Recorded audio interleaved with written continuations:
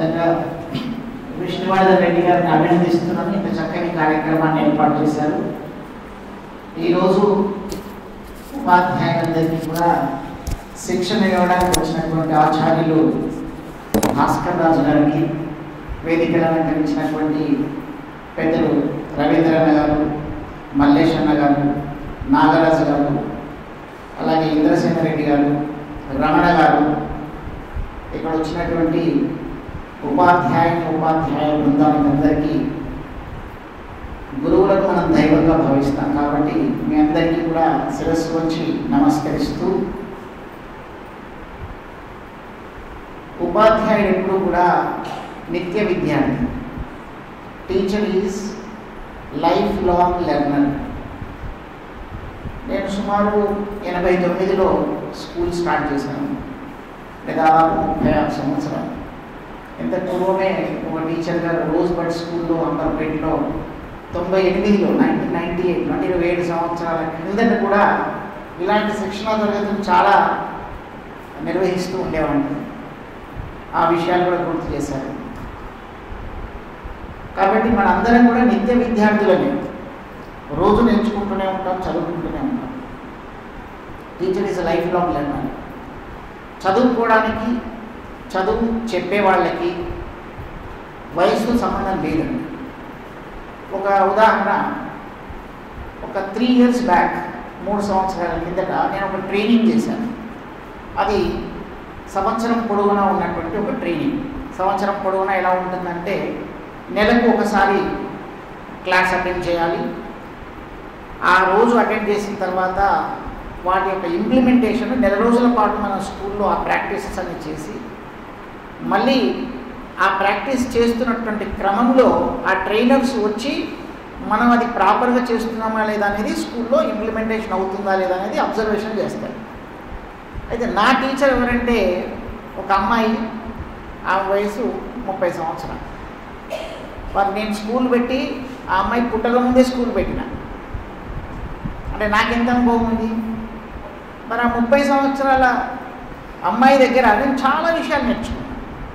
Class observation ఎట్లా చేయాలి, teacher appraisals ఏ ప్రకారం ఉండాలి, ఏ పారామీటర్స్ని మనము తీసుకొని టీచర్ మోటివేషన్ చేయొచ్చు, క్లాస్ రూమ్ అబ్జర్వేషన్లో ఉండేటువంటి కోర్ పాయింట్స్ ఏంటి, చాలా విషయాలు నేర్చుకున్నాను. కాబట్టి మనకన్నా చిన్నవాళ్ళు చెప్పినా కూడా, నేను ఇన్ని సంవత్సరాల సరి టీచింగ్ చేస్తున్నా, లేకపోతే ఇన్ని సంవత్సరాల అనుభవం ఉంది, నేనేది నేర్చుకునేది అనేటువంటి అహంభావనలు ఎప్పుడు కూడా మనం ఉండకూడదు. ఈరోజు చాలామందికి చాలా సంవత్సరాల అనుభవం అయినా కూడా భాస్కర్ రాజు గారు చేసినటువంటి ఒక వినూత్నమైనటువంటి ప్రయోగంలో మనం చాలా సులువులు మెలకువలు నేర్చుకుంటున్నాం. భాషను బోధించే పద్ధతిని మనం నేర్చుకుంటున్నాం. కాబట్టి మీ అందరికీ కూడా ఈ ట్రైనింగ్ కోసము, లేడీస్ అందరికీ చాలా ఇంట్లో కూడా పనులు ఉంటాయి, బాధ్యతలు ఉంటాయి. కాబట్టి మీకు అందరికీ కూడా శిరస్సు వంచి నమస్కరించి, మీ యొక్క ఓపికకు, మీ యొక్క పట్టుదల, దీక్షకు కూడా అభినందనలు తెలియజేస్తూ, మరి మీరు ఇంట్లో పని చేస్తూ, ఇంట్లో పిల్లల్ని, ఇంట్లో వాళ్ళని అందరినీ కూడా మెప్పిస్తూ, మళ్ళీ మీరు ఉద్యోగం చేసి మళ్ళీ టీచర్గా రాణిస్తూ, మళ్ళీ కొత్త విషయాలను నేర్చుకుంటున్నారు చూడండి. కాబట్టి మీకు అందరికీ కూడా ప్రత్యేకమైనటువంటి అభినందనలు తెలియజేస్తూ, మరి భాస్కర్ రాజు గారు ఏదైతే కొత్త ఒరవడిని ఏదైతే తను ఆవిష్కరించారో, దాన్ని మనం అందరం కూడా శ్రద్ధగా విని నేర్చుకొని, దాన్ని ప్రతి విద్యార్థికి అందుబాటులోకి వచ్చేటువంటి విధంగా చేసినప్పుడే ఇది సఫలీకృతం అవుతుంది. ఒక ఉపాధ్యాయుడు ఒక జీవిత కాలంలో సుమారు 20,000 మంది విద్యార్థులకు చదువు చెప్తారు మన లైఫ్ టైంలో.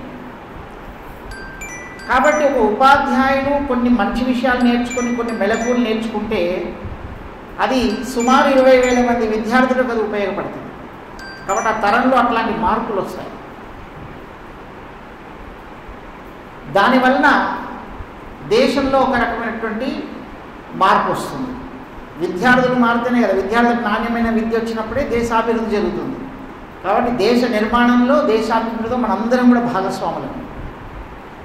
దేశభక్తి అంటే కేవలం బార్డర్ మీద ఉండి ఫైట్ చేయడమే కాదు, మన యొక్క వృత్తికి మనం న్యాయం చేయడము, ధర్మం చేయడము, పద్ధతులను మనము ప్రాపర్గా అనుసరించడము సరైన పద్ధతిలో, ఇదంతా కూడా దేశభక్తిలో భాగమే.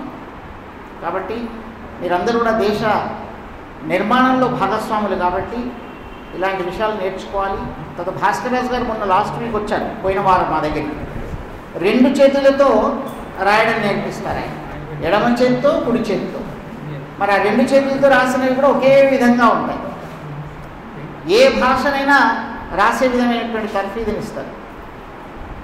తమిళ్ కావచ్చు, మలయాళం కావచ్చు, ఏ ఇతర భాషలు కూడా వెంటనే రాసేటువంటి విధమైనటువంటి తర్ఫీదుని ఇస్తారు. మరి అలాంటి వినూత్నమైనటువంటి విషయాల్ని మేము రాష్ట్ర వ్యాప్తంగా అనేక విద్యా సంస్థల్లో ఈ రకమైనటువంటి వర్క్షాప్స్ పెట్టి ఈ స్కిల్స్ని తీసుకెళ్లాలని మేము ప్రయత్నం చేస్తాము. మీరు తప్పకుండా దానికి సహకరిస్తారని చెప్పేసి, మీ సర్వీసెస్ని, సేవలను అందిస్తారని చెప్పేసి నేను మనసారా కోరుకుంటూ, ఈ కార్యక్రమానికి నన్ను ఆహ్వానించి మీతో మా యొక్క భావాలను పంచుకునేటువంటి అవకాశాన్ని కల్పించినందుకు ముఖ్యంగా మిత్ర అనేటువంటి ఈ యొక్క సంస్థ, అంటే అన్ని స్కూల్స్ కలిసి ఒకే రకమైనటువంటి ఆలోచన విధానంతో సమిష్టిగా మనం ఎదుగుదామనేటువంటి ఒక లక్ష్యంతో ఏర్పాటైనటువంటి మిత్ర సభ్యులందరికీ కూడా అభినందనలు తెలియజేస్తున్నాను. ధన్యవాదాలు.